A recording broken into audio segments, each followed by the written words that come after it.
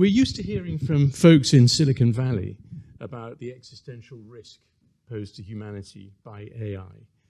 And you too think that AI is a grave threat, but it's a different one.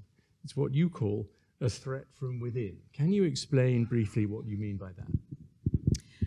Yeah, so the existential risk narrative that comes out of Silicon Valley is based on this idea that AI is a threat to us from outside of us, that it comes as a competitor, as a likely successor to humanity, as something that we must contest and fight against, to control.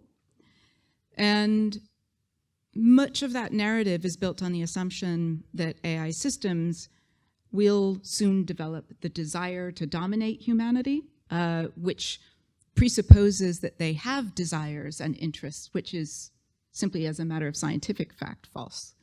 So what the book does is really try to reorient the question of AI risk to the ways that AI systems may lead us to surrender the capabilities that we need in order to survive and flourish.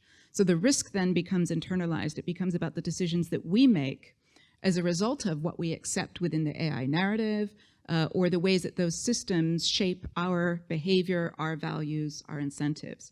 So I end up saying there is an existential risk, but it's existential in the sense of the 20th century philosophers who developed existential philosophy as a way of talking about human meaning and purpose, and the kind of freedom that we need to exercise and responsibility that we need to exercise in order to maintain that sense of meaning in our lives.